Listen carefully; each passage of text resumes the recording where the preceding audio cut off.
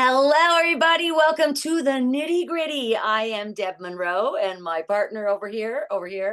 Over at wherever side. Where am I? This is Mark Grau. Hi, everybody. And we have a wonderful guest with us today We do. also. We have a special guest today. I'm so excited to introduce you guys to Christine Leslie. Hello, Christine. Thank you so much for agreeing to join us today. Oh, thank you for having me. I'm very excited to be And here. she's like, "What am I doing here? I don't even know what's going on." Christine, why don't you tell them about your background and how you're affiliated with the voice acting industry to begin with in any way? Sure, absolutely. So I currently am a partner at a studio in Toronto called Tattoo Sound and Music. My role is an executive producer, music supervisor, and what else? Just basically anything that has to do with audio. Yeah, and I've been with this company now probably 11 years. And I don't want to tell you how long I've been in the business, but it's been a long, long time. You're a So veteran. you actually have talent. So why are you on this show? No, I'm kidding. I don't know if I have talent anymore. Now, did you ever do anything like talent-wise, or were you always more behind scenes? Yes, I actually have a couple projects that I worked on when I got started. I was working for a company called Louder Music, and we had a lot of low budget jobs when we first got started. So I happened to voice a few things. I was always how do you put this? They always wanted me to do this sexy voices. Yeah. So the first time I did a voiceover, it was for a commercial for a Toyota, and I had to pretend like I was having sex. Wow. Yeah, so I I would had have to, wanted that. I had to orgasm. So that was really embarrassing for me. That was my first experience behind a mic. Where do I put the credit card again? Yeah, that's exactly what it was. Now, So I'm that was my surprised because first.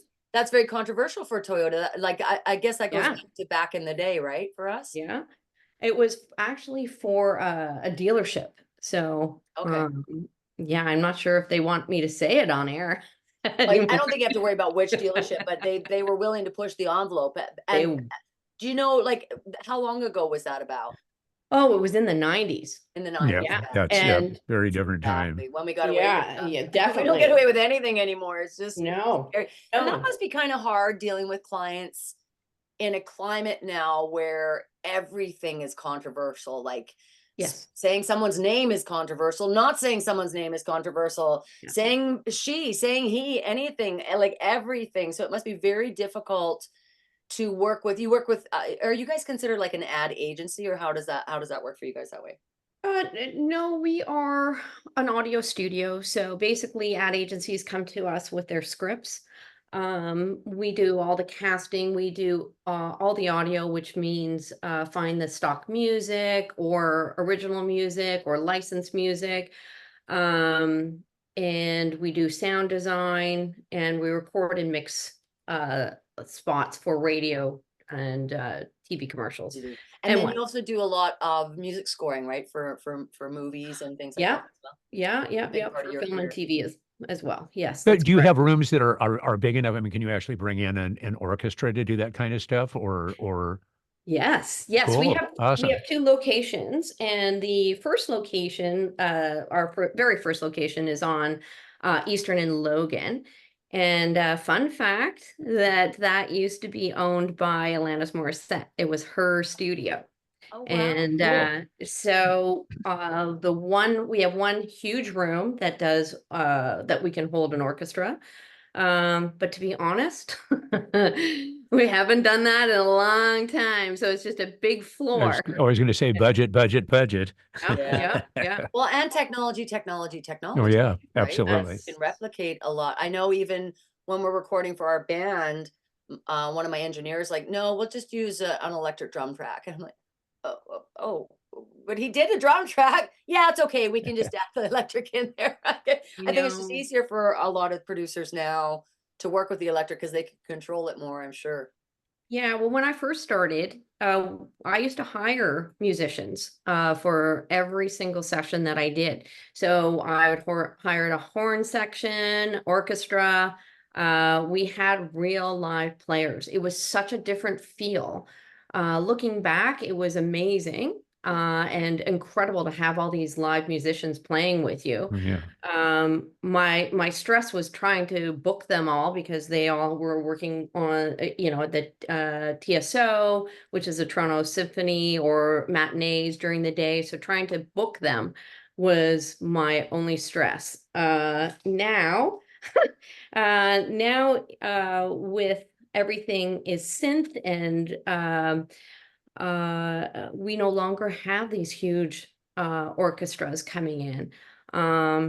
And everything is played by one composer. So there's the stress of booking someone is no longer there, but now the big stress is changing things on the fly. Yeah. Now they know it's so easy to make revisions right away.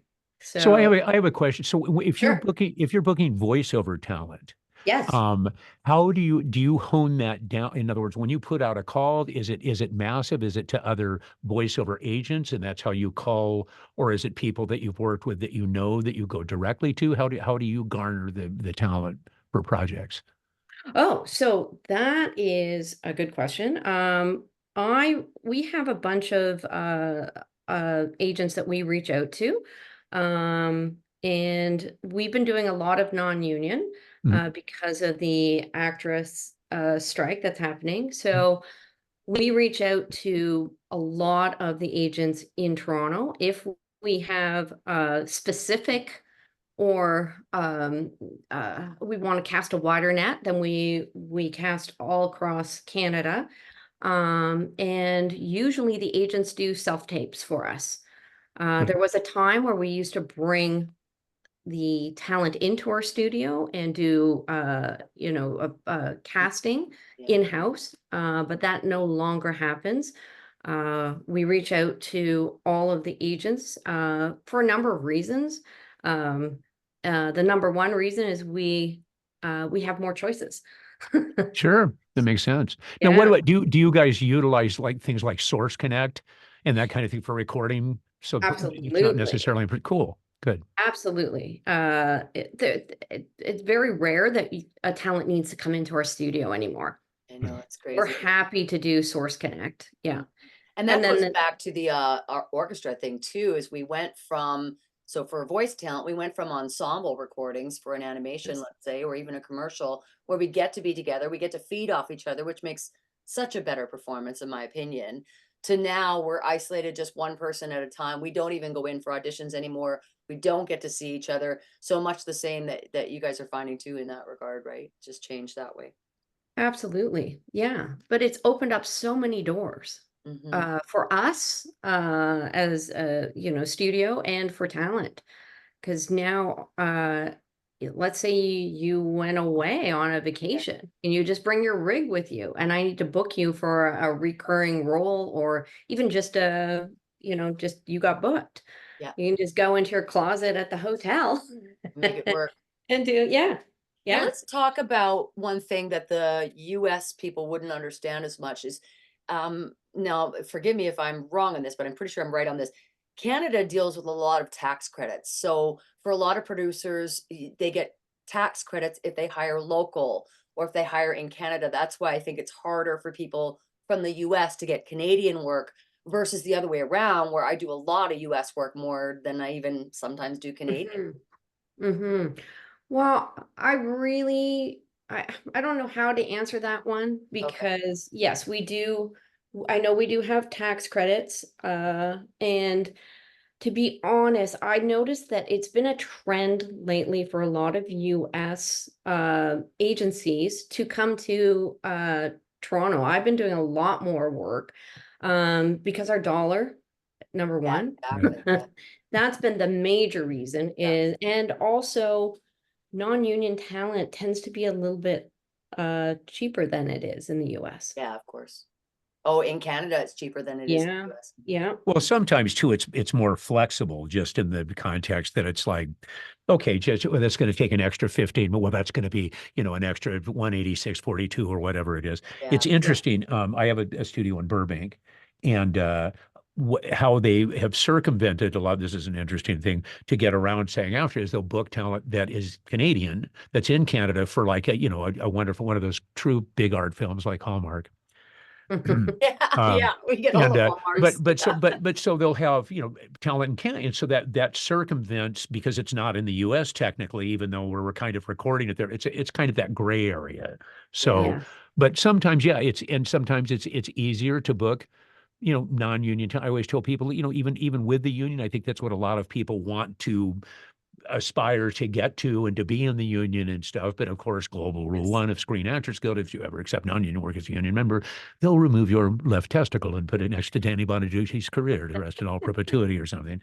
But it's I mean it's understandable. I mean it's again, you want the best bang for your buck and you want somebody that's going to nail the job down. And for the longest time there was that delineation of, well, it's you're not union talent, so you can't possibly read out loud. And it's like, Union well, talent. yeah, it was like, how we're thespians. And it's like, no, there's a lot of very, very talented just because you've joined the union, it doesn't make you more talented. Yeah, it's And very so that's so would you use Christine, Source Connect talent possibly in the US as well, if that fit the bill for whatever you were doing? Oh, absolutely. I have a Cool. job coming up that I'm using a talent from the US. Nice. So yeah. So you would look at home first, let's say Canada, but you wouldn't be against casting that wider net to get what it is you're looking for. Absolutely. If the budget is available, like if we have a good budget, then I definitely put it out to the US and as well as Canada. Now Yes. for you both have seen the changes having owned or been a part of studios in such a distinct way from especially the 80s, 90s to now. My understanding back in the day in the 80s, 90s, most of the studios in Canada at least, and I think judging by some of your stories, Mark, as well, were very music based. It was actually musicians coming in, recording, and that's what a lot of these studios were for. And then that started to dissipate at some point, and it changed, and they started becoming animation studios. I know that was the case in Vancouver a lot. They became commercial studios. What do you think it is that brought on that change? My understanding for Canada was a lot of the dollar value changing so much, but why do you think the music industry changed so drastically and then they found that fitting maybe for animation and commercial and stuff like that? Do you have any insight on that, Christine, at all, in what you've Hmm. experienced? Well, my experience has been I've always worked at a music house that has done commercials. That has always been sort of our bread and butter. Yeah. And then our studios became smaller as we needed less musicians to record. And It's the we just really technology. need a vocal booth. Yeah. And how our business has sort of has expanded is we commercial again being our bread and butter, we've expanded into TV, film, animation. We've had to diversify in all areas, Sure. audio, I think. Is that the same with you, Mark? Yeah, absolutely. That a Yeah. lot of localization, whether it be Korean, Chinese, different Spanish, as far as games and doing the Right. English Yeah. version. For me, it was slightly different in that when I started, I completely BS'd my way into a music studio. I was working at Cherokee, which back when was a huge, big studio back then. And they decided they wanted to make Studio 5 a media studio, meaning they would do commercials, radio spots, Yes. TV spots, a little ADR, all of that kind of stuff. Neglecting to tell me that they were starting with zero clientele. So that lasted for a while. Then they decided it would be better for them to turn it into a sweetening, for vocals and that kind of stuff. So I bought, how I have no idea because I had zero credit, but I bought Studio 5 from them and put it in this just crappy guest house in East Hollywood. Took up half the guest with a Yugoslavian landlord that would come out and yell at him, what are you talking? And anyway, so and then you're right as far as the projects. are bigger, but what you need has gotten smaller. Now we still have, the rooms are large that we can accommodate, 12 people at once for an animation session. So in that size, not a 26-piece orchestra Yeah. kind of thing. Yeah. But the crazy thing is now with music libraries, and if you are a good editor, I mean, you can do some amazing, incredible stuff. And there are things that are actually strings. And like you were saying, with even synth stuff, the two real major things used to be, strings and woodwinds. It was like, they still sound a little hollow and kind of tacky. And now it's like, damn, they're right there. Yeah. Yeah. So it now, I mean, we specifically do voiceover stuff, but there's so many, like you said, it's diversifying into doing. When I first built this and moved out to Burbank into a much, much bigger facility, one of my huge clients was Dove Audio, which was audiobooks. And literally within a week after I moved out there with this over, yeah, we just built our own studio. It was like, you what? Oh shit. Like, Great Yeah. timing. Thanks. yeah, exactly. And then it was like, okay, tap dance a little bit and go, okay, how are I going to, then it's like, okay, you need to do this. And then, so you start doing some different stuff that you never really thought that much about. But yeah, video game stuff is massive, as well Yes. as the localization and animation, commercial stuff, all that. So Yeah, of course. Absolutely. Now, Yeah. Christine, with you went through a bit of a journey being a female powerhouse in this industry, correct? That was a bit of a transition for you. Oh yeah. I grew up you in too? Okay, Yeah. sorry. Mark goes through it still every day. Yeah. Yeah. I started when it was just the boys club. Mhm. And yeah, there weren't any female. So in Canada, we also have audio directors. So in the US, I think a lot of the agency producers plus the engineer directs the voiceover. We have a specific person called an audio director that directs the voice. So when I was growing up through the industry, I actually wanted to do that. I wanted to be one of the first female directors. And I did that for a while, but I also had to do my other job, which was executive producing. So it came to a head where I had to pick one. Mhm. And because at that time, oh, I guess that was in the early 2000s. And at that time, it was very male dominated and it would have been really, really hard to make a career. I made more money as an executive producer. So when it came down to it, it was about, Yeah, the you know, finances, which way to go. trying to be Sure. successful. And that was my decision. But I have to say now I am so thrilled that agencies and clients are asking for female directors. Nice. And so that's been a big change lately. Clients are asking for more directors that are diverse as well. So I've seen the evolution, and I was just a little bit too early. Yeah, right. But that was a struggle for a lot of women, I think anyway. And I'm all about equality versus feminism or masculinity, period. Same I'm just here. all about equality. But I think that women went through a hard time because it was very old boys school. And Yeah. I also learned early as an actor, at least I would join a lot of like the film, women in film, television and stuff like that. And I learned that there wasn't enough female writers. There was a Yes. lot of male writers, therefore there was a lot of male parts. Now, what's really interesting is right now, I'm pointing out to my husband all the time, look, the boss is a female again. Oh, look, the boss is a female again. Like almost every production now, it's a Mhm. female powerhouse who's in charge of the big thing. And so, as much as I think it's great that there's progress in that regard, there's also this whole thing which comes back to the controversial topic of the century, I swear to God, which is now we've got this diversity thing going on of mandatory. It's mandatory now, I think, that the female should be in charge. It's mandatory, and I don't want it to be that way either. Like, I No, don't I want it to be agree. mandatory that it's this race or that it's this gender or that it's this anything. It'd be just nice if we were just all even somewhere, which I hope one day happens. It's still not there, but Well, sadly, I have a penis, so I didn't really jump into this Oh, you conversation. damn Sorry. penises, you damn penises get in the way. That Just sword you keep swinging, it cuts things off all the time. It damn eventually, you. I think You're responsible for all of this, you bastard. no, that's not what I think. I think eventually we'll go back to the right person for the Yeah, right job. Right. eventually, I think. What do you think of this whole change? Because you're seeing it firsthand, obviously being in the decision makers room. How do the clients feel about the whole new birthing of you must have this now, you must have this? That must be hard for them. Well, the directive is coming from them.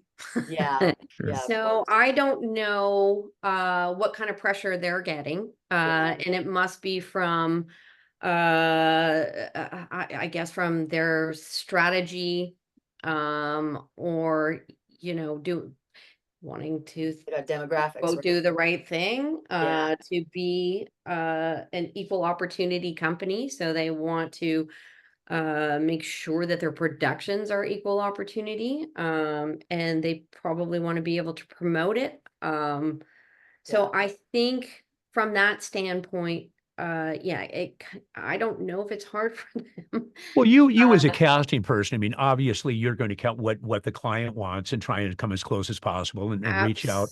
But Absolutely. I'm sure there are times, and I've had this conversation privately with a number of it that sometimes you're kind of inside going, really, that's what you want to do with this, even though, and it's like I'm going, I'm not sure how that fits what the message is here. I mean, I understand, obviously, again, being Yeah. politically correct and trying to be inclusive. I understand that, but sometimes I look at it as like, but it's an acting job. It's like that's what you're are being paid to do as an actor or actress to become a specific character. And so, but no, now we need to go. That has to be a real. And it's like, well, it's interesting in this side because with voiceover, Yes. obviously, you don't see that. Yeah. So you're not actually physically seeing the person. So it's an interest. I just was curious what your I mean, so, because sometimes obviously doing this for as long as you have, you've got, I'm sure, very specific views that are right on target going, this is really the avenue you should go. But again, you have to kind of kowtow to the client, go, "Oh, okay, sure." Well, like you said, yes, everything is now to the extreme. Right. Yeah. So we used to hire voice actors that could do all these different accents, and different roles. Some actors could actually play male or female roles. And since it was behind the scenes, nobody could see anyone. It wasn't an issue. Yeah. But now, because we want to be um, correct, politically correct, if we hire somebody with an accent, they have to have a legitimate accent now. Yeah. It Mhm. can't be a fake accent. So, And then you um, go back to, okay, so we're very torn about this because again, we're all about equality in life, period. That's yeah, wonderful. So it's not about they should be white or they should be this. It's not that. It should be the right person for the right job, period. That's the bottom line. So we look forward to when that happens again, period.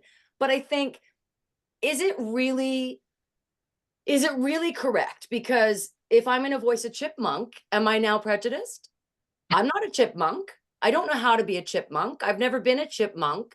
So how dare I step into the shoes of a Well, chipmunk? it's funny because down those same lines, there's certain things I do a lot of video games, and yet Irish, German, Scottish, Russian, you know, Cockney, RP, all of that. It's like Yes. perfectly acceptable for some, that you don't have to quote unquote identify as, Yeah. Welsh to do a Welsh accent. Well, you probably do because most people have no idea what the hell Welsh is anyway. And but it's an interesting dichotomy, and it's very similar to if you look at I'm always astounded at the how many very popular series and movies and 90% of the cast is Australian. You'd never know it. I mean, they're Yeah. very, very Americanized accents and they do a incredible job. But Good to on me, them. that's a similar thing. It's like, but it's the right person for the job Yeah, rather than exactly. relying specifically on Look that. at And I your know Nicole that's Kidmans. Does that yeah. mean that Oh she yeah, now can sure. no longer do an American accent? Like, it's such a controversial situation. It's just that we interesting that have how going some on. are okay and some aren't. I I don't know know. who the great power of voiceover is Decider sitting up there is, you going, know. I no, I'm the dialect god. You know, it's like Well, I mean, it's interesting. who knows? Who knows who's the one judging? Yeah. Yeah. Of course. I read an article, and I don't know if uh, it was true, but in the article it said Tom Hanks had said there was two roles that he wished that he was glad that he did, but he couldn't do them now because everything's politically correct, and that was Forrest Gump, and it was the one where he played a gay man. Philadelphia. Yeah. Yeah. Yeah, Philadelphia, Yeah. that's it. Yeah. Mhm. So, The only So reason I know such that I a had a shame. dear friend, Bob Ridgely, who was the guy that went, "Hey, pal, what's that on your forehead?"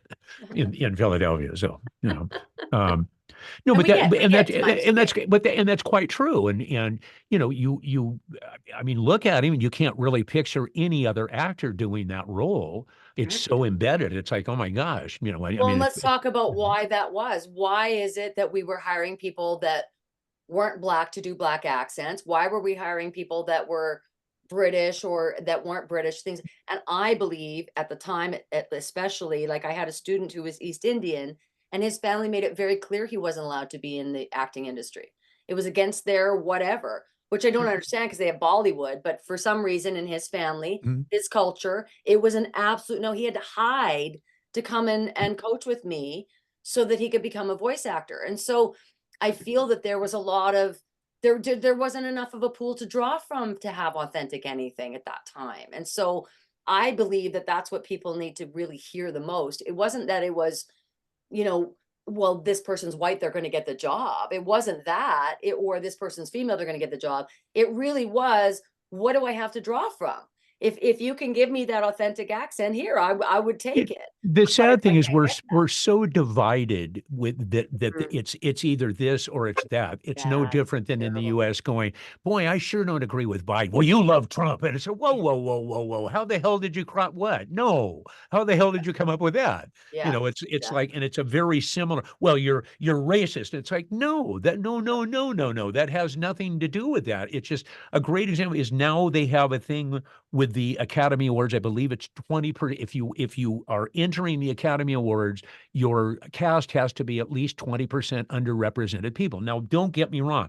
I'm a fat, white, middle class, old guy, so I'm not aware of all the subtleties and Yeah, things people have gone through. gone through, of But course. I remember, listening to a guy from The Godfather, and he goes, it's about an Italian family. He goes, that's the entire basis of this. And he goes, if we start having writers going, okay, I can't just tell this story. I have to tell this story thinking, all right, I need to Right. do, and I understand the inclusion part, but to me, it makes sense include and inclusion when it makes sense. When it's fit. Otherwise, if it's Yeah. forced, then you're kind of changing the parameters on everything. And no longer is it a natural progression. It's now, no, you have to do that. Yeah. Mhm. So there's a lot more of watching, dotting your I's, crossing your T's, being more careful, right? It must make it a little bit more difficult. Yeah, and to getting back to your question, I think back when I first got started is that w- you're absolutely right. We didn't have a lot of diversity when I first got in the business, and there were so many incredibly talented voice actors Yeah. that had that range, but they were also mentored and taught how to perform so they could do that. Yeah.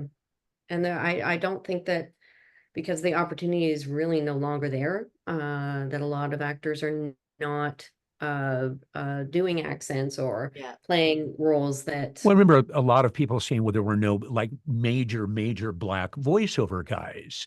yeah. And I'm an old guy. I've been around forever. There was a wonderful talent who was a black Haitian man from Canada named Percy Rodriguez. Oh, And I if know you yeah, Percy. oh yeah, there see Yeah. now we're dating ourselves. But Yeah.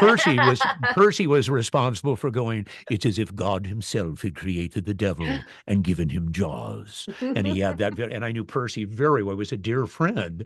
And it was like, and he just had the most way before James Earl Jones, that eloquent, Yes. just amazing sound. Yeah. And he did remarkably well. I mean, he was the man. Absolutely. Yes, he was. I And remember hiring him. Yeah, sure. we Oh used to yeah. He was do phone incredible. patches back then Oh So yes. Phone patches. I remember that. with a Zephyr. oh, Yeah. The Tello Zephyr. Oh yes. that's like someone said to my husband the other day, they said, "Oh, you have one of those old-fashioned watches." And I'm thinking, it's a $5,000 watch. What do you mean? And You know what's I'm like, hilarious? So oh, you it take actually kids and tells they look at time, the and that's the all it hands and does. can't read it because it's not Yeah. digital. It's like, I don't know what the hell that is. What is that? So funny. So So yeah. Christine, let's talk about I really think it's important for talent to hear from clients behind scenes perspectives, because producers, clients, casting, because I think that both Mark and I have been very blessed in our industry to work behind scenes.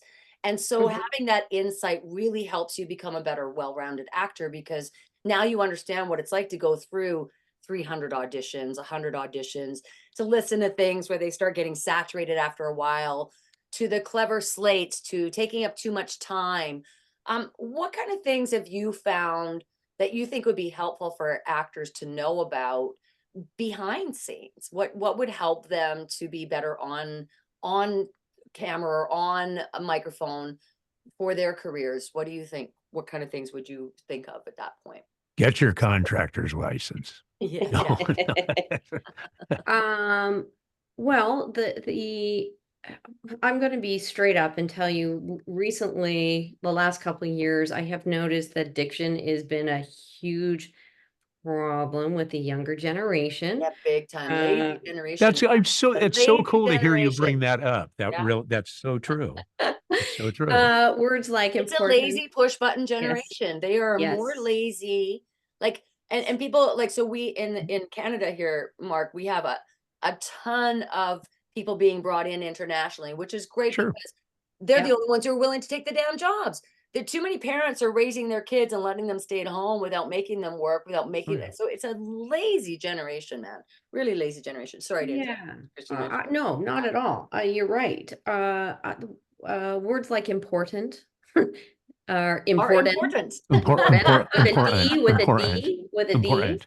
And there is I wonder if I can say it. Yes, you can. There is a company, brand, a coffee shop in Canada that's very famous, and kids do not pronounce the name of the company correctly. We're not talking about Tim Hortons, so it's We okay. are. Well, I can We say are. that I because can say it. I'm in the States. So I It's okay, so that's it. It's I've Tim noticed Hortons. it's Tim Hortons. My nieces and Hortons. nephews Yep. say it with a D instead of a T. Borden. Oh, okay. Hortons. Yeah. And so that some of the auditions casting we get, they're not pronouncing the name of the company correct. Yeah.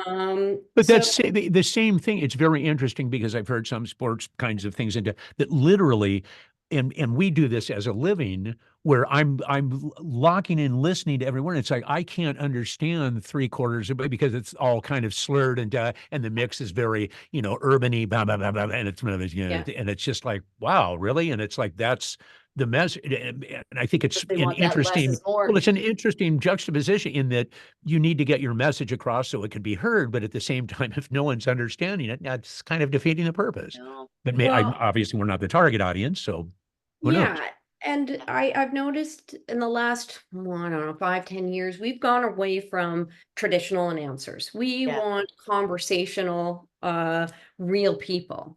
So with that comes, sometimes Furry words. yes, exactly.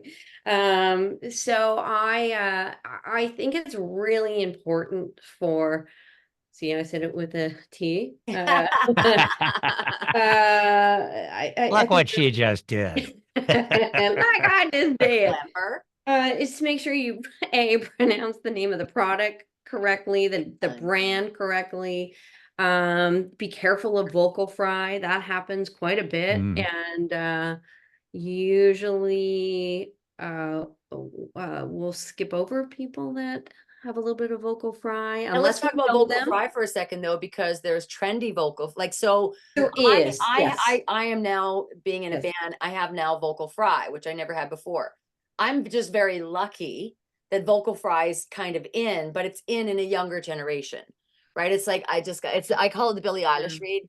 I just came Yes. out of bed and here I am, and this is what I'm going to talk about now. And I'm going to go here. And that's that less is more, but it's so less is more. It's just, it doesn't have any energy. It has nothing. How does that cut through on things? So vocal fry is also trendy as well, correct? I would, if hard to say. Okay. I think if somebody had vocal fry and it's in their audition, if we know them, we know we can direct it out because Right. that's their natural way of speaking, then we have that option. Then we'll keep the talent audition in. But that just seems because we get so many auditions now because we put it out to everyone. We have to cut. So my directors go through and listens to everyone, makes their top 10. Usually we give the agencies basically the whole gamut of casting, the self-tapes that we receive. I have two questions for you down that line, Sure. and that is how do you personally, how do you hone that down to that? And the question of the day is, what the hell does gravitas mean to you? Doesn't, oh, I know. Gravitas, that is an It's like they just copy paste. Yeah. I don't know what the hell that means, but we're going to put it in Gravitas is there. I good. know, gravitas. Oh my God. Well, it used to be, that's so funny. It used to mean, you know, a deeper set, kind of gravelly, Right. kind of read. I hope you can hear my dog in the background. Can't actually. Sorry about that. That's okay. You can't hear He's barking with a D. What's going on? Yes, exactly. Must be a Canadian goodness. bark. Oh my God. I'm just letting the dog in. I was so supposed to be outside. But yeah, so that hopefully that answers that question, Yeah, gravitas. good And job. then how do we make our process. short list? Yeah. So usually my director makes the short list, and it's based on, a lot of it's based on whatever the brief is, the quality, and sometimes it's based on if we've worked with the talent before, and know what they're capable of. It's really great when you're auditioning to put a range in when you're doing your self-tape. There's a lot of uh young actors that just do the same take. Yeah. Their second take, it's exactly the same as the first. It's But loud and soft. yeah. Yeah, exactly. It's No, really important to try stuff. but Yeah. down those same lines too, how much weight does the slate have to it? Because you hear that constantly. Oh no, you should slate in character. No, you shouldn't slate in character. No, you should do this. No, you should be. Is it very specific? In other words, you just want the name, no agency data. You want a tail slate. You want to. I mean, what does that have any bearing at all? It's great to have a slate, an audio slate, just so if I can't remember where what agent I've Sure, downloaded. but I mean, if the person's putting their personality, hey guys, how you doing? This is Oh yeah, no, just no. not long, We but don't just as that. care. Yeah, Because okay, it takes up the okay, client's time, right? exactly, Yeah, we don't care. exactly. I think that's become the new thing is questions all the time are asked of us. It's should I slate, should I not slate? And there's two different sides to it because in union you slate all the time. It's just a part of Yeah. it. But what I'm learning is the clients are going, okay, I don't have time to listen to them play with their name 5,000 different ways Sure, or give me this big long speech to begin with. What I want to get to is hear my company name. That's what I want to hear if I'm a client. I want to get to what I want to hear. But we've also taught that, and we're taught that the slate can also be a second audition where if you hear me do something a little different on my slate than I am on the actual read I'm going to do for you, that showcases to you what I'm also capable of. So there's two different trains of thought. So what would you recommend to talent regarding slates? Well, for us, we're not really paying attention to your slate. We're Okay. not, we just are listening to your name and your agent, and that's it. And Just a marker to know who the hell you are to keep it straight. yeah, no, I the think other if you question down that Go same way is like a read in. And I don't mean some obnoxiously long, weird, but it's like, the copy actually says, I was sitting at the restaurant. And it goes, and what if, you went, here I am sitting at the restaurant again. Is So that so ad-libbing anything. it just by 2 words, maybe 3, same context, but does that grab attention as opposed to Sure. everybody doing the same thing? Da, da, da, da, da, da, da, da, da, da, da, da, da, da, da. Absolutely on your second take. Okay, If you Yeah. want to get into character, the first cool. one, I would recommend that you read exactly as Right. per the script. That's what And I then if you want to ad lib it a little bit, then why not? I Yeah. I mean, think, if it's first, yeah, like the thoughts from within or that kind. I mean, there's certain yeah, promos. Obviously, you don't know you don't have that levity. Promos are promos. Yeah. Shave off a Very tenth of a specific. second. Yeah. Okay, sure. yeah. But We're that's good to happy. know because I think a lot of talent get confused. Like when we talk to talent about doing double takes, multiple takes, I think multiple takes are great. I think doing any more than 3 is too much because I think it's too Yeah. time consuming for the decision makers. But I think that they have to understand what a different take really is. And like what you were saying, Mark, it's not just softer, it's not just louder, it's completely different storylines, different characters. And Now the that other thing you're too, do you need ad-libbing, to mention that up at the top with us? Like, hey, this is yes, my, you I'm can going to mention give you that. 3 different takes so that you No, understand, or you're going to see Get that in into the it, right? MP3 that it's longer. no, we're listening to them all. I Okay, feel like it's a Figure pet it peeve out. cool. of mine to hear this. Hi, I'm Debbie Monroe and I'm auditioning for blah, blah, blah, blah, blah. And I'm thinking, well, yeah, I know what you're auditioning for. I'm Yeah, going I to know. send it to you for God's sakes. Like, duh. Yeah.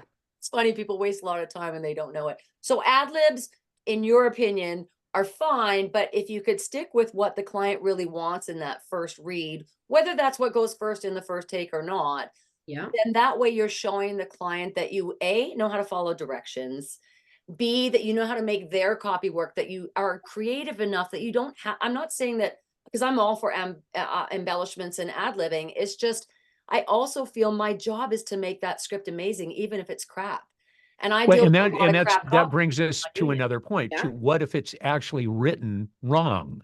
In other words, you look Exactly. at it and go, "This makes no sense." It does. I mean, so should we read it verbatim, or should we straighten that out because it was a typo? Or And you it's have to like be I careful would with love to that. have a T-shirt made up that said the ellipses are a lie. Yeah, It's like, how exactly. big of a pause do you You know, want? you have to be careful with that too, because I remember one time I had a client and I was positive 100% that it was written wrong. And I, at the time, didn't understand how to not be the director in the room and not be the grammar expert in the room and just be the damn talent and the puppet on the string. So at this time, I said, I read it this way because this was probably written incorrectly or whatever I said, which is the worst way to have said it. And they came back to me and said, no, Deb, it actually is this. And then they voiced it to me and it made sense. But when I saw it, it didn't. So ever since that day, I've always done it exactly as it is, especially in a job, because if you got it wrong, then you're going to have to pay me for that pickup to redo that because you got it wrong, not me. But it is difficult when we do see, like, you've got a lot of grammar experts out there, like I say, and the writers Mhm. aren't always the best. Sometimes they are, sometimes they aren't. I think when you get into higher budgets, you're getting better writers. When you get into lower budgets, which I've done a lot of in the beginning of my career, it's really bad writing. And So another thing too, Chrissy, and that is, I always recommend to client, and like, do your homework. Look up the company, look at what the pronunciation is, look and see what's their style exactly of stuff. anything you That can. reminds me, there was a commercial running down here years ago that was absolutely hilarious where he goes, "Sir, I have to tell you right now, I'm dumbass material." And the guy behind the desk goes, "It's Dumas." Which was just a great, but I mean, that's That's kind of the same. fabulous. And I've heard people, that have sent me audition, I want, and it's like, you're completely no, it's Yes. not. Standing It's that's not how it's not conceived. It's like, no, it's conceived, Yeah. and I mean, and there are some people that literally it's that bad. And it's, I think a lot of the time you're thinking, oh, well, they'll look over it because it's an audition. And I don't think so. But you would, that's what I guess what the backhanded question I'm asking you is if there are mistakes, should you not at least really think about, well, pronunciation, or at least receive Yes. pronunciation? And that's the other thing too, is if you don't know how to pronounce a word, you usually you ask your Google it. agent or Google it, or yeah, and that happens. we work with another company that does a lot of fertilizers, and you can't pronounce their names Yeah, of the yeah. fertilizers, yeah. So usually when we send out scripts, we'll write a little, how to pronounce this word. We'll either send, we'll Phonetically. say it, and we'll Yeah. send an Write it out MP3. phonetically. Yeah. Yeah. What I love Uh, is getting video games. You guys probably, and they'll send, and so here's what you want to match. Yeah, And it's exactly. like, shit. No idea what they Okay. just said, And but okay. you're trying to go, I don't know if he's mad or, and I Yeah, don't mean to be disrespectful, but true. sometimes There's an I'm clueless, intensity. Yeah. I you know? know, I know that. Yes. So with pronunciation for me in broadcasting was something they taught us. They like if you screw up on the Yes. air, those phones will light up like nobody's business. But if you do something right, those phones don't light up. So it's just very important that people do that research. But when they have names or something that aren't typical, something you can't Mhm. look up, one thing I've always done is give a couple different pronunciations on my audition to showcase that I care. At least, even if I get it wrong, I do care about pronouncing it right. I wasn't able to ask anybody. I wasn't able to get the information, but it's so important talent research it because I imagine that's a lot of reason that they will not make that short list, right? Absolutely, 100%. Also, oh, go ahead. I'm sorry. Yeah, no, Keep I think that's a great tip if you don't know how to pronounce someone's name, to try it a bunch of different ways. It's a great tip. If Yeah. you have a thing too with multiple, like I have a tendency, I'll slate, do the top, and then go, and I might come in between, just and let me give you something a little bit darker because I do everything I play is dead. Or I never play the guy next door. I'm usually the guy that kills the guy next door. So it's like, so it's all of that, kind of stuff. But I let them know, like, now we're going to go to the dark place. Yeah, I'm going to You the dark know, side just now. and let me ask you too, casting, in like for a video game, let's say. Yeah, I always tell people, roadmap the copy, meaning look through, see if there is language and it's already there, meaning all the poo-poo caca words. yeah, Is that appropriate to bring that to a character if it enhances what that character is? Or in that case, should you stick again? Because if it's already there, you've already looked, and you know that character does have a Swear. Yeah. whatever, is yeah. that appropriate to include that in an audition? Even if it's not necessarily written, but it brings that An character ad lib to to the life. character. Yeah. Yeah. I think that it would all depend on and truth is, what I would say is why We're not? trying to put you on the spot, damn it, Yeah. Christine. Yes. Why Why not? not? Why You just look a not lot do more it? the commercial side, so you don't see a lot of the swearing No, because no, of course not. Yeah, No, no, no, no, no. commercial. Yeah. no, Yeah. no. And not Yeah, a lot in animation unless it's Adult Swim. I Yeah. mean, but I mean, there's a lot of video games that all, and I always tell Big people, time. don't look at the copy first. You don't want to go, hey, look, it's fucking Mickey, and watch him go, like, that's not appropriate. So, but I was just curious if you thought, again, acting job, it's no different than going in and standing there and go, can I give you something a little more gritty or a little different? Because the characters, like a warfare movie, and the guy's a grunt and they're getting shot and stuff. He's not going to go, duck your heads. There's, the yeah. guys are shooting at us. I mean, it's like, duck your, or something. I mean, Absolutely, absolutely. I personally would love that. I have no problems. Yeah. But again, it would just depend on the client. I find it and interesting that's with some talent, they are not swearers. And then they'll take absolutely, on an yep. audition that has swears in it, and then they'll change it. And I've got to think as a client, yeah, no. I want you to say fuck, so just freaking say the damn word. And I even wrote a song about it called Just a Word because it's just a word. Like every single word we say is just a word. It's the hidden intention that you put behind that word that really makes it derogatory. But obviously it's a different footing if you've got clients that are very against swearing. I wouldn't want Yeah. to put an F-bomb into something that's a very religious project or something when they care about it. But when it gives a permission slip, like what you're talking about, Mark, I mean, why wouldn't we be all over that? It already gave us that permission slip. And We'll be back with more Potty Mouth with Deb Yes. Monroe after this. Okay. No, Yes. Well, here's the other thing too, is if we love your voice quality, and you didn't read the script exactly the way that the client had hoped, sometimes we'll just call you and ask you to just redo it with more direction. yeah, that's So great. That happens quite And a bit. that's a really interesting, cool concept because the thing we really miss now, I come from that era again where we were like voiceover Right, gypsies. We go to the audition. buyers, Yeah. you go to your agent, they've got a booth Yeah, director, you know, where a casting director, and they're yeah, right there giving you one-on-one direction. And you could go, can I give you a little? Yeah, sure, let's try. Okay, that's nice, but do this. And people now go, well, yeah, I'm so used to working at home, and it's like, no, that live direction is invaluable. It's yeah, wonderful. And yeah. there are people that are very like, don't tell me that's no. And we have talked about that before. No, that the character wouldn't say that. It's Yeah. like, really? Okay. Welcome to the younger generation. It's, Yeah. you know, My character's not doing that. Okay. but that's an interesting that you would actually take the time to call that. I think that's Yeah. wonderful. That's Yeah. very cool. Sure. That's very cool. Yeah. Because so many times we never, you really don't hear, other than, hey, you're on a veil, Yeah. and hey, you booked it, and that's, knock on wood, that's really about it. You don't get. I'm always amazed when I talk to people. He goes, yeah, my agent called and actually, really, your agent and gave you feedback, and actually, that's great. I mean, that means they really, really Yeah, care. exactly. Yeah. And Absolutely. Well, I'm also old school, so I know to do that. well, and Which is You need wonderful. to, yeah. And as but as that's what's lacking in so much now with that. When we're again the young, it's just like, nah, you're on your own. Do it. God, do whatever. well, here's what's going to be interesting is our generation starts retiring and their generation starts taking over and directing and being clients. My pants Are they feel going to funny care? again. Are they going to care about slurred words because it's become such a norm? Are they going to care about whether the talent needs an anxiety break? Are they going to, it's going to be such a different world for them Yeah. because that's their generation. That's what they know to be normal. We don't because we're older. We've been there through a different routine of life and circumstances. Now, Christine, what kind of things would you, so we started talking about some of the pet peeves you have for talent. I think it's important for them to hear them. So obviously slurred words, pronunciations, what Yep. other things could you leave with them that would be important for them to consider that they might not think of, or maybe dealing with clients when they're not happy? How do you go through those processes? Oh, okay. Let me think.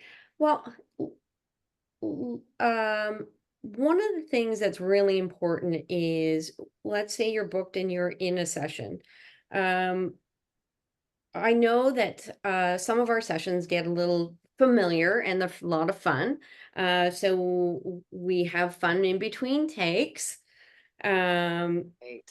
but there's always a line that you shouldn't cross, and some voice actors do that when Yeah. every single time the mic is on, there's always a joke, or or a joke about the script, or it's fine. I love that, don't get me wrong, I love when Because they're that having fun, happens, but because we're all having fun, but sometimes you get to a point where you go, okay, stop having fun. We got to get this done, or you're going into overtime. yeah. So I think that is something to just be a little aware of, is knowing when to buckle down and work and when to have fun.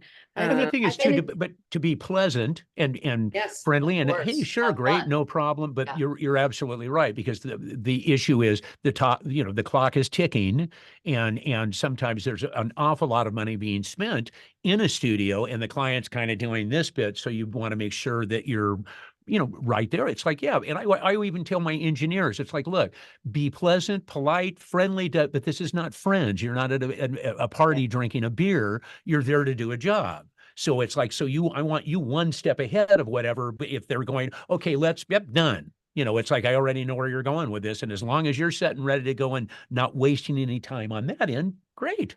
I think it's yeah, knowing your place in the room and understanding professionalism, and that's hard for yeah, people. And I think what's even harder is, I believe in the beginning of my career in voice acting, especially in animation, I believe I overstepped big time and didn't realize it. And I'm bummed because no one told me.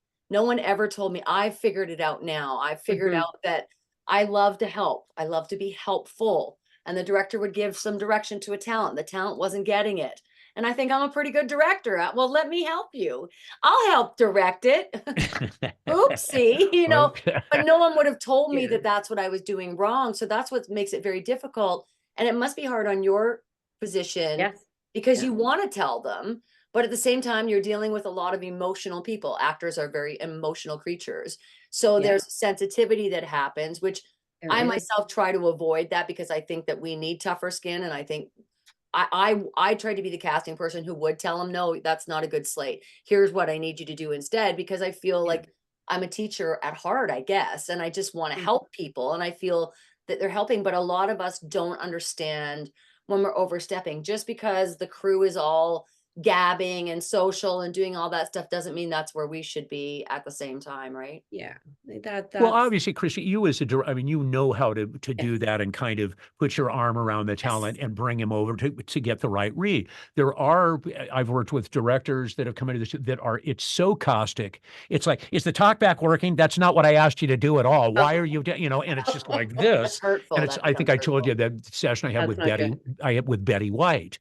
And she, Yeah. the sweetest woman in the world, and this was, you're not giving me, that's not what I asked you. I don't understand why. And Betty would, yeah, hang on just for a second. I knew Betty, and let's Yeah. just take a break, and we'd go outside. He goes, God, she's a bitch, you know, just, you know, and it's like, well, you're not exactly going to get great reads when everybody is like this, you know, Yeah. It but, must be very that, hard for those you people are to, out there though, that, I mean, Yeah. you have to deal with that. it must be very hard for you guys to deal with the actor ego or the actor sensitivity, right? That must be very difficult because you do have to pacify it sometimes and not, you don't want to deep down, I'm sure, right?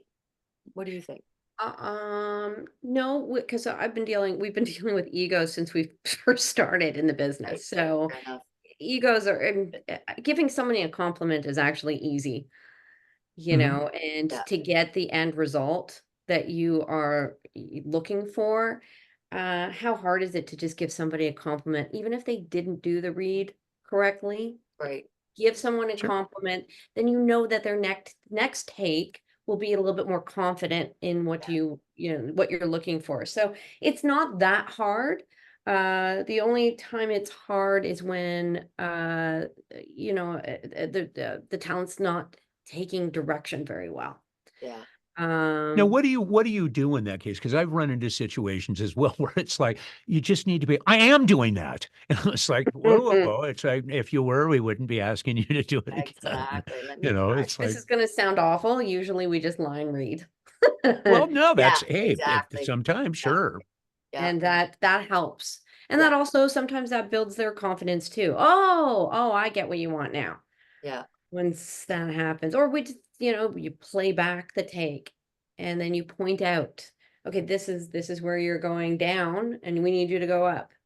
Cool, that's That And good. that's, I That's guess, what good. you risk when you're not sensitive to the talent is you risk a poorer performance next, right? Because then they start feeling deflated, and if they feel deflated, their energy changes, their read changes, and then they're beating themselves up while they're voicing, right? absolutely. And we try not to do that. We Yeah, try and encourage throughout the whole process. So even if you're doing 101 takes, we're still encouraging. We're getting there. We're just trying a bunch of things, putting them in the That's an interesting thing too. It's like because if you woke up and you had a shitty day and it's going, things are terrible, and this happened, and you yeah. stepped in the dog poop, and it's like, oh boy, and you stubbed your toe, and things are just, and I'm running 5 minutes late.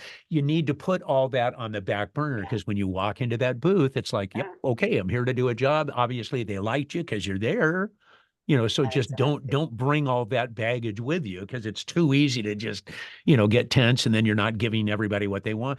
And I always tell people, there's nothing better than you walk out of a session, it's better than what they thought they were going to get. It's Yeah, like that's great and everybody's happy and Yeah. it's like that's just wonderful. feels good. Well, I did have it happen where we had a voiceover talent who amazing, was the voice of this restaurant chain forever. And he was going through a really bitter divorce. So just before the session, I handed him the scripts and asked him how he's doing. How are you? Nice to see you. And then he broke down crying. Oh man. Aw, And I felt so bad. And I just knew that there was no way he'd be able to pull it together for the session. So I just said, "Oh, we're gonna have to cancel." and redo it. But that's really respectful on your part Yeah, to that's do that, rare because too. that usually, I don't know if do you remember Tony J? Tony was that another British actor, done tons of the bad guys in Disney movies. And I made the mistake. Tony, Yeah. how you doing? Well, I just got to, I can't believe that fucking bitch took me to the cleaners. And it was like, okay, we're rolling. You know, it's like, this will go well. You know, And but that's I think one that's, thing when you have a talent who's been around for a long time, it's easier to say, okay, you know, let's just skip the session today because you're not going to be recasting him. But if Yeah, it's someone that's absolutely. recastable and you're showing that you're like it, and of course I know you have a big heart, Christine, but the clients necessarily have a big a pocketbook that's being spent, so every minute matters. So what would you want them to do in that circumstance if they knew they were really stressed? Would you prefer that they contacted you and said, listen, I'm just don't know that I'm going to be good today? Would you prefer they try it anyway? What do you think the talent should do in that situation? Well, I guess it all depends on everyone's mental health. If Yeah. they're up for it. I've often had talent call me when they've had a little bit of a cold or they're getting over a cold. Yeah. And they've called me the day before so I could listen to their voice. And I really appreciate that. And Yeah. usually I'll help them make that call. Um, but I don't know if every music house has a person that's sympathetic like that. That's the thing is And it's it all not usually that depends. way. It's Yeah, all and it money, all money, money, money, right? Time is yeah, money. and it all depends. It all depends on the client Yeah. as well. So I think, when in doubt, I always think that it's best practice to, if you're not feeling that you can do it or you can pull it off, or um, for whatever reasons, if you're sick and or need a mental health day, because that does happen. That's Of a course. totally legitimate. Um, I think that you just call and talk it through either with your agent, and if your agent has a good relationship with whoever is booking, then have Mhm. that conversation.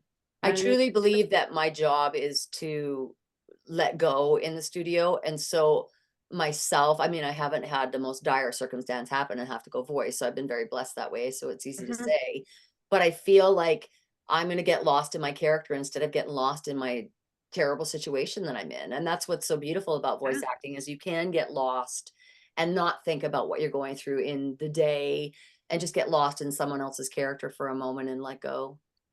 Um, yeah. okay, I know we're coming to a close here. I would love to bring you back on again. There's so much still to ask and discuss. Any other last things that you would recommend to talent to consider? We've got pronunciations, dialect, be professional, kind of understand your place in the room, know not to let go too much and be professional that way. Anything else you want to leave behind? Oh God. I would say the best thing is always come in happy. Yeah, Be moods are pleasant. It's contagious. so important. And be understanding, because sometimes we can't start right at the time you're booked. We're running 5 minutes behind. I'm always aware of everyone's time as well. So and on that note, it's really good as well to let me know if you have a hard out. Even though we might say, okay, we've got one spot, we've booked you for 4 hours. Let's say we start running over. Let's say there's script changes, or we won't know that until the session's happening. If I booked you at 9 o'clock for 4 hours, it's really good to let me know you have a hard out at 1 or 1:30. Yeah. Even though you don't think it's necessary, that's kind of important to know just in case, because you never know. If we go over, sometimes we do, Yeah. sometimes we don't. Uh, but yeah, just I guess those are two important things. Be happy. Let me know if you have a heart out, and be on time. and be on Time. time. Well, Toronto's becoming more and more like LA Oh with boy. the traffic. Yeah, So the Yes, running gig true. is you're Very true. either a half an hour late or 40 minutes or half Early. hour early or 40 Yeah. minutes late, that's exactly. and it's there's times you can, and that's a great, I remember having a session and I was late because it was a traffic accident and there's nothing you can do about it. And you walk in and there's 8 people that just kind of stare, like it's tense from the start. Yeah. And so to lighten them, it's just like, God, you guys, I'm so sorry. My finger just killing me. I've been like this on the 405 for the last, and they all went, oh, and it loosened it Lightens up, the mood. and then Yeah. everybody was okay. And it's just Yeah. like, and it's okay. It's stuff like that happens. It's just I remember that's one of the first part times of life. I flew in for a job to Toronto, and I thought it was Hamilton Street where the studio was, but I Yeah. went to Hamilton. Oh. So I'm like an hour away from my call time. I'm in the city instead of the street. And like, you can beat yourself up till you're blue in the face as talent, but then I'm going to come in moody. And so I had to make light of it. What can you do about it? You can't change the circumstance. But I do feel like when I know I have to go into the city, I know I have to leave that extra half hour that I might be sitting around doing nothing around, but it takes me a half hour just to park downtown. So, you've got to really pre-plan that stuff and be respectful and I think a lot of people don't understand there's a lot of people waiting in the room for you. So it's not just you that it's affecting the entire crew, which is a big crew a lot of times. Yeah, absolutely. I love when I get a phone call to say, oh, so and so is going to be late for the session. Usually the agent calls me. And if I've got that heads up, then I can manage my clients. Yeah, I'll bring in exactly. more donuts. I'll bring in, I don't know, something. Because- And then I always say to the agent, please tell whoever it is to take their time. Don't rush. Don't rush. I'd rather them get here in one piece and Yeah. relaxed more than Yeah. anything. You Yeah. know? Absolutely. Well, the end thing here is just, I love you. And so can't you move to LA? Yeah. These damn polite Canadians, eh? It must be very enlightening, Mark. Oh, it's awesome, Christine. We'd just love to bring you back again because, we really Sure. want to get into the nitty gritty of the clients too and what it must be like to work with clients, because I do think that's a lot of things that are taken for granted. And all the coaching that I've ever been taught, no one taught me about the clients except for broadcasting. And so that Right. became a big part of my career, is the clients are the most important part of the equation. And we tend to bitch a lot about clients instead of understanding what their job must be like to hire these talent, to go through these talent when that's not their expertise, so Yeah. it's a big deal. So we'll definitely bring you back. Thank you so Love to much be for back. agreeing to talk with us today. Oh, thank It you was for great to having meet me. you, Christine. It was You really a pleasure to too. meet you. You Absolutely. too. Awesome. We will bring All you right. again, and we will see you again. We are the Nitty Gritty. I'm Deb. Mark, and that's Christine. And that's me. That's Yay. me. Take care, everybody.